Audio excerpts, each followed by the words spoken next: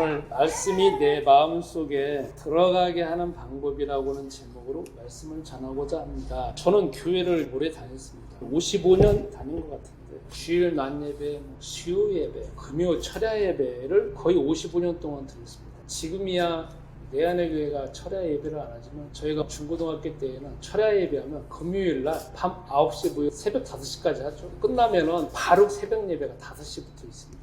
그래서 얼마나 많은 시간에 저희가 예배를 드리고 찬송도 하고 기도하고 심지어는 부흥회도 1년에 2번 참석을 했는데 어느 순간에 제가 느끼는 게 말씀을 많이 들었는데 내 마음속에 이렇게 깊이 들어가야 되는데 머릿속에서만 뱅뱅뱅뱅 머물다가 거기서 끝나버리는 내 자신을 발견했습니다. 그래서 어떻게 보면 이렇게 비유할 수가 있을 겁니다. 수영을 한 50년 정도 했는데 기껏해야 10m 가면 가가지고 거기서 끝나는 것 같은 것처럼 그렇게 오랫동안 말씀을 들었는데 왜 내 마음속에 들어가지를 않고 겉에서 머물다가 끝나버리는 거. 그렇지 않으면 이렇게 예배 드릴 때는 조금 집중하는 것 같은데 바깥에 나가기만 하면 그다음부터 다 백지화가 되어지든지 초기화가 되어져가지고 왜 마음에 깊이 자리 잡지 않는 것인지 이거에 대해서 고민해보기 시작했습니다. 그래서 답을 얻은 게 결국 이거였습니다. 말씀이 내 마음속에 저절로 들어가야 된다. 말씀은 가만히 있으면 저절로 운동력이 있어가지고 이 안에 들어가서 내 마음속에 깊이 자리 잡을 것이다 하는 기준을 가지고 제가 살아가는 것을 보게 됐습니다.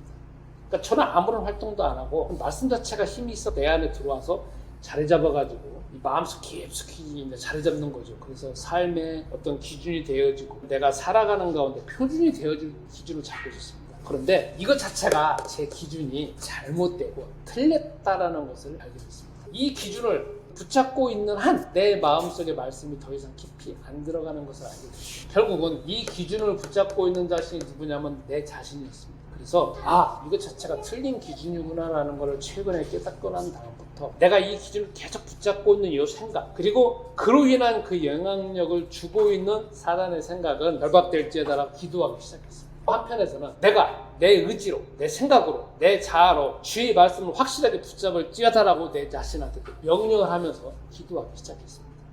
그래서 이게 자체가 제가 말씀을 듣지 않고 들어가지 않는 거에 대한 답이라는 겁니다. 제가 이 부분에 대해서 오늘 설교하게 되는 이유가 있습니다. 그것은 저도 말씀을 전하는 거지만 말씀은 사실 듣는 게 대부분입니다. 그러다가 보니까 이 목사님 말씀을 듣고 저 목사님 말씀을 듣고 저만 설교하는 게 아니고 목사님들 말씀을 들었다라고 하면 얼마나 많은 설교를 들었겠습니까? 그런데 이번 주에 어떤 목사님의 말씀을 들으면서 그 목사님이 하시는 말씀이었습니다. 여러분들은 설교 말씀을 열심히 듣는데 왜 여러분들 삶의 변화가 되지 않습니까?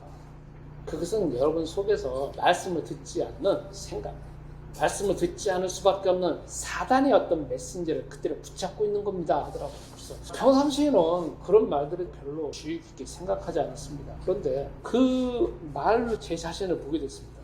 가만히 제 자신을 뒤돌아보니까 그림을 그려본다면 이게 저의 자아가 있거든요. 제 마음 가장 깊숙한 곳에 그리고 이 안에 그리스도이신 영이 계십니다. 그리고 여기 보면 수많은 무의식이 있는 거죠. 여 위에 보면은 겉에 있는 생각이 있습니다. 정보가 들어오는 생각, 판단할 수밖에 없는 건데 이거는 제가 의식하는 부분이거든요. 근데 가만히 제가 그 목사님 말씀을 생각을 해보니까 이렇게 정보가 막 들어와요. 목사님이 설교하시면 이런 이야기 저런 이야기 하잖아요. 머릿속에서 막 뱅뱅뱅 돌면서 그때 이제 기억을 하고 그런데 1시간이나 2시간 지나면 통계적으로 나와 있는 게 70에서 80%가 없어진다고 하잖아요. 저도 똑같이 없어지더라고요. 한 7시간, 8시간 지나가니까 한 5%도 안 남아요. 하루 지났다라고 하면 거의 없어요. 이게 자신이더라고요. 그러면서 도대체 내 속에서 원하는 것은 말씀이 내 속 가장 깊숙한 곳에 들어와가지고 나의 삶이 바뀌어야 되고 기준이 바뀌어져서 해야 되는데 왜 내가 목사인데도 불구하고 들으면 끝나는 거냐. 이 말씀이 더 깊이 들어와야 되는데 그러면서 일반 사람들과 성도님들을 생각하게 됐습니다. 왜 우리나라가 기독교 인구가 그렇게 많은데 예전에는 정말 많았었는데 지금 줄어들어서 어떤 교회 학자는 200만 명도 안 된다고 하더라고요.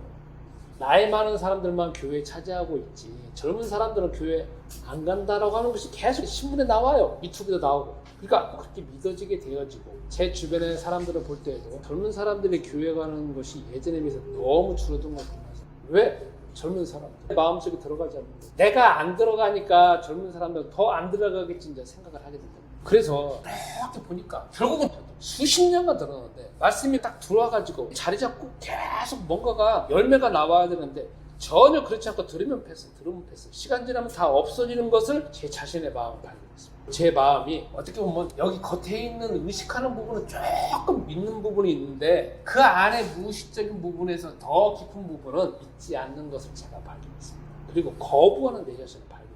그럼 여기서 한번 살펴봐야 될 게 지금 하나님 말씀이라고 했지 않습니까? 여기서 하나님 말씀은 하나님 말씀 전체를 말하는 것이 아니라 성경을 볼 때도 가장 핵심적인 말씀들이 있지 않습니까? 그렇죠? 뭐든지 핵심이 있는 거니까 핵심적인 말씀을 통하여서 다른 부수적인 말씀이 있는 것이니까 계속적으로 성경을 통해서 나에게 가장 중요한 핵심적인 말씀이 이거지 않습니까? 창세기 1장 1절 하나님이 세상을 다 만든 다음에 창세기 1장 27절 28절 말씀 우리 인간은 원숭이로부터 진화된 것이 아니고 자연적으로 사람이 된 것이 아니라 흙으로 되어졌지만 하나님 형상으로 만들어져서 영원히 살 수 있는 존재로 만들어졌다. 그런데 창세기 3장 1절부터 6절 인간은 타락해가지고 죄 가운데 빠져서 육체적인 죽음과 영원한 죽음 가운데 갈 수밖에 없다는 거. 그게 뭐냐? 바로 사단의 말을 들어서 그 말을 그대로 실행한 그 결과라는 겁니다. 그래서 주 하나님이 이 문제를 해결하기 위해서 창세기 3장 15절 말씀을 주셔가지고 그리스도를 통하여서 우리가 하나님의 자녀가 되어지고 창세기 3장 1절부터 6절의 모든 문제를 해결할 수 있는 유일한 이름이 그리스도밖에 없다라는 거. 그걸 믿음으로 인하여서 창세기 3장 21절 그리스도를 통하여서 피 제사를 드려야 하나님을 다시 만나셨다. 마태복음 16장 16절 그리스도가 모든 문제 해결책인데 그분이 바로 예수님이라는 사실. 요한복음 19장 30절 예수님께서 십자가상에서 다 이루심으로 창세기 3장 15절 말씀을 다 성취하셨다는 거예요.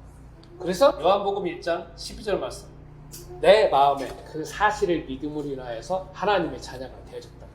요한복음 14장 14절 이제 우리는 그리스도이신 예수님 이름으로 기도하면 주 하나님이 다 응답해 주신다. 사도행전 1장 8절 말씀처럼 우리가 세상을 살아가는 이유는 주 하나님께서 세계복음을 하시기 때문에 그 대열에 동점했을 때 주 하나님께서는 모든 하늘에 있는 땅에 있는 복을 우리에게 주신다는 거. 이거 자체가 우리가 가장 핵심적으로 붙잡아야 될 하나님 말씀입니다. 이거는 오랫동안 말씀을 들었기 때문에 핵심을 말하는 겁니다. 우리가 복받는 것은 열심히 했기 때문에 복받는 것이 아니라 내가 하나님의 자녀이니까 복이 이미 주어진 것이지 뭘 하기 때문에 복이 오는 것이 아니라 우리 이미 복 있는 사람이라는 거. 세상에서 가장 중요한 복은 돈이 복이 아니라 하나님의 아들인 그리스도를 내가 소유하는 게 복이고 하나님의 아들 그리스도를 소유함으로 인하여서 이 세상에 있는 천국에 있는 모든 것 자체가 이미 나에게 다 들어와져 있다는 거. 다만 그것을 내가 성취하고 내가 누리는 것은 요한복음 14장 14절 말씀과 사도행전 1장 8절 말씀을 내가 붙잡음으로 하나님께 시간표에 따라서 우리에게 응답해 주신다. 가장 핵심적인 말씀입니다. 그런데 다시 이쪽으로 돌아와서 내가 이런 하나님의 말씀이 가장 핵심적인 건데 내 마음 가장 깊숙한 곳에서 이게 점점 어떻게 보면 확장되어지고 활성화가 되어져야 되는데 아까 말한 것처럼 마음속에서 활성화가 되는 것이 아니라 딱 들어오면 여기서부터 거부한다는 거예요. 더 이상 안 들어온다는 거예요. 그래서 제가 계속적으로 마음속에서 이게 왜 그럴까 했는데 고민하고 이 부분 놓고 기도하고 집중하는 가운데 제가 해결책을 찾았다는 겁니다. 그러면 원인이 뭐냐? 왜 말씀이 내 속에서 들어가지 않느냐?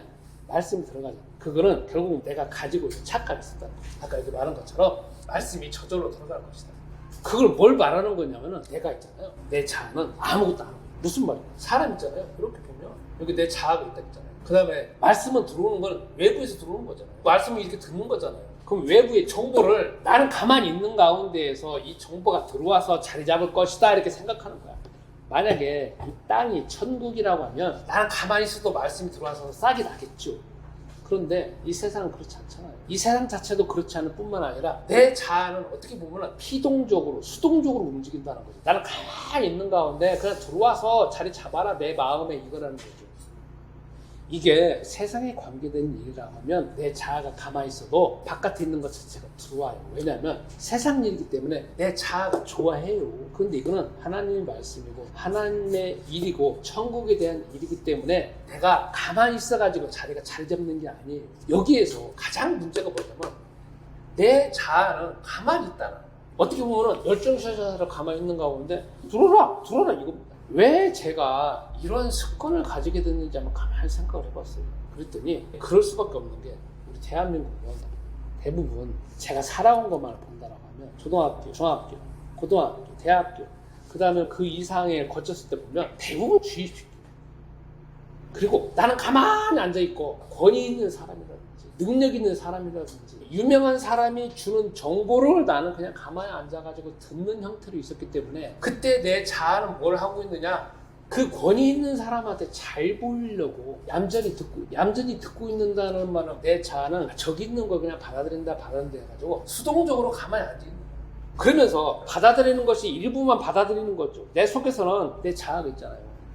자유스럽고 활동적이고 비판하고 싶고 저게 과연 맞는지 안 맞는지 내가 끊임없이 내 속에서 치열하게 뭔가 질문해보는 가운데 그걸 적용해야 되는데 대부분 내가 살아온 것을 보면 권위 있는 사람이 말하기 때문에 나는 들어야 되고 그 사람한테 잘 보여야 되고 내가 뭔가 반항을 하거나 반대하거나 내 어떤 의견을 내세운다면 나에게 엄청난 어떤 불이익이 있을 것 같은 두려움 때문에 나는 어쩔 수 없이 이렇게 듣고 있다는 거죠. 그러니까 이것이 예배 시간이나 하나님의 말씀에 대하여서도 똑같이 이렇게 적용된다는 거예요. 내가 이렇게 나이가 60살 먹었는데도 불구하고 말씀을 전하는 것보다 듣는 게 더 많다고 했지 않습니까?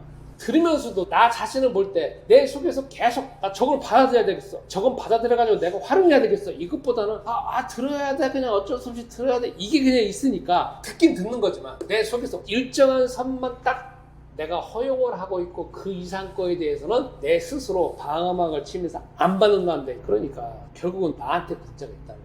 이렇게 어느 순간 어느 일정한 선만 받아주고 받아들이지 않는 방어막을 치고 있는 것 자체가 내 속에서 어마어마한 방어막을 치고 있다. 그러니까 결국 안 받는 건 말씀이 들어오는 것이 아니라 내가 그것을 받는 것, 내가 선택을 해야 한다는 거예요. 오늘 지금 주제가 내 마음에 받아들이지 않는 거잖아요. 그죠? 지금 성경 읽은 것이 신명기 30장 1절부터 20절까지 말씀인데 본문으로 잠깐 돌아보면 모세가 이스라엘 백성들한테 하는 말씀이 뭐냐면 내 마음에라고 계속 말합니다. 마음을 말합니다. 조금 덜하다가 아니라 너 마음을 다하고 힘을 다하라는 것은 내 마음속에 가장 깊숙한 내 자아가 하나님의 말씀을 붙잡는다는 거잖아요. 그죠? 그냥 말씀이 들어와서 나는 피동적으로 가만히 있고 수동적으로 가만히 있어서 들어와서 네가 알아서 해라 이게 아니라 내가 스스로 그 말씀이 중요하고 그 말씀이 필요하고 그 말씀을 절박해서 붙잡는 것이 아니잖아요. 자, 그러면 왜 신명기에 이 말씀을 하게 됐느냐? 모세가 레위기에 있는 말씀하고 신명기에 있는 말씀하고 사실 대부분 다 비슷해요. 근데 레위기에 하시는 말씀은 모세가 이스라엘 백성들을 시내산에다가 데려다 놓고 하시는 말씀이 레위기의 주요한 내용이에요. 출애굽기 후반부하고 레위기예요. 그때는 이스라엘 백성들이 이제 그 애굽 땅에서 종과 노예로 살아왔던 삶에서 벗어나와가지고 시내산에서 여호와 하나님의 말씀을 받는 것이 그들이에요. 그 당시에 그들은 밑바탕에서 가지고 있는 생각은 종, 노예라는 습관밖에 없어요. 모든 삶과 세상과 사고방식이나 마음속에 있는 모든 내적인 것들은 다 종살이와 노예살이에 대한 습관을 들였다는 거예요. 드디어 여호와 하나님이 주신 말씀을 그대로 전하는데 나중에 이제 40년이 흘러서 거기서 살았던 사람들 중에서 40세 이상 된 사람은 다 죽고 광야에서 40년 동안 물도 주고 먹을 거 다 주면서 주 하나님이 이세 사람들은 40년간 흘러가가지고 마지막에 모압 평지에서 여호와 하나님이 모세를 통하여서 조금 있으면 이스라엘이 가나안 땅에 들어가야 돼.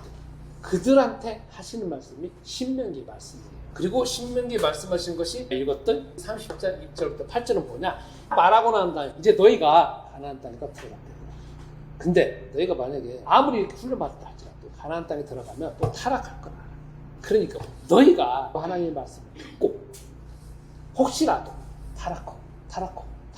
타락해서 결국은 멸망되어져서 다른 나라로 완전 가서 포로로 잡힌다 할지라도 그때 네 마음에 여호와 하나님이 이때까지 하셨던 말씀이 기억이 나거든. 그때 여호와 하나님께서도 똑같이 마음을 돌이켜가지고 너희가 쫙 지구 반대편에 있다 할지라도 돌아오게 할 것이고 땅 끝에 있다 할지라도 돌아오게 할 것이다.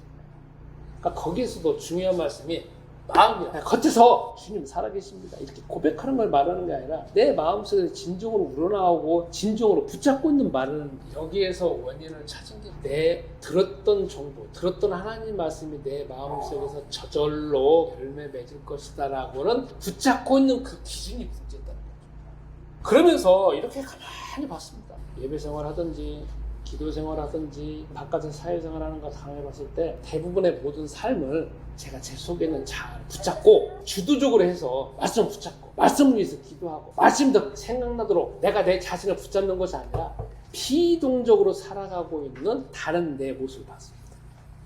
그러면서 내가 이렇게 너무 노예같이 삶을 살고 나는 겉으로 보기에는 그렇지 않다 하더라도 내 내면은 계속 말씀을 붙잡고 붙잡으려고 하지 않는 내 자신을 보면서 결국은 이렇게 되어지니까 조금은 응답받는다 할지라도 결정적으로 더 많은 부분에 응답받지는 못하는구나 하는 내 자신을 보고 있습니다.